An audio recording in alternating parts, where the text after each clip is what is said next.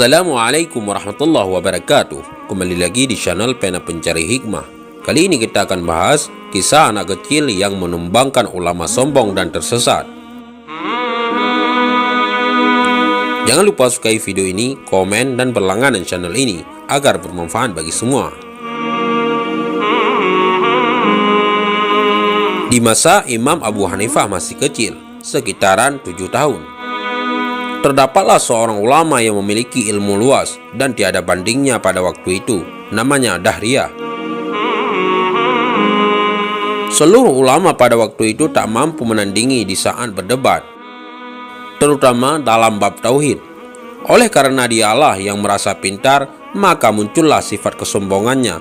Bahkan na'udzubillah, akhirnya ia berani mengatakan bahwa Allah itu tidak ada.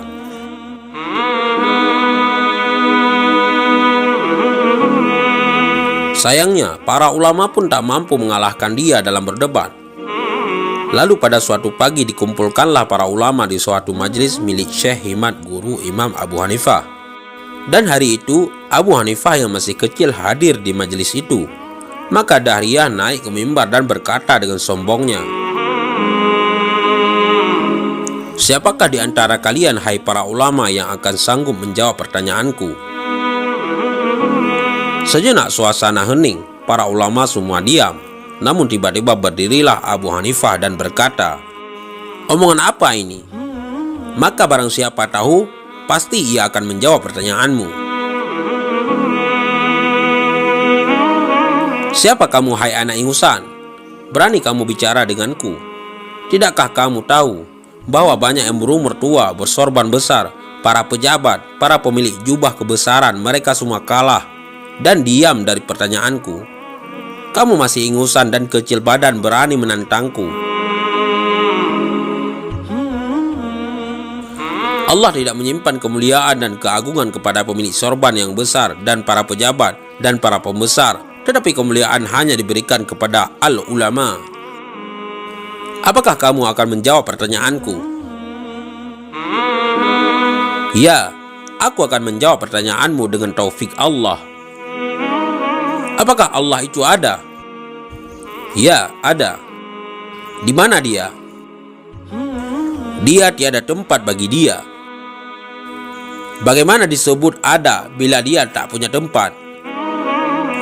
"Dalilnya ada di badan kamu, yaitu ruh." Saya tanya, kalau kamu yakin ruh itu ada, maka di mana tempatnya? Di kepalamu, di perutmu, atau di kakimu? Dahriyah diam 1000 bahasa dengan muka malu. Lalu Abu Hanifah minta air susu pada gurunya, Syekh Himad. Dan ia bertanya pada Dahriyah, "Apakah kamu yakin di dalam susu ini ada manis?" "Ya, saya yakin di susu itu ada manis." "Kalau kamu yakin ada manisnya, saya tanya apakah manisnya ada di bawah, atau di tengah, atau di atas?" Lagi-lagi Dahriyah diam dengan rasa malu. Lalu Abu Hanifah menjelaskan, seperti ruh atau manis yang tidak memiliki tempat, maka seperti itu pula tidak akan ditemukan bagi Allah tempat di alam ini, baik di arasy atau di dunia ini.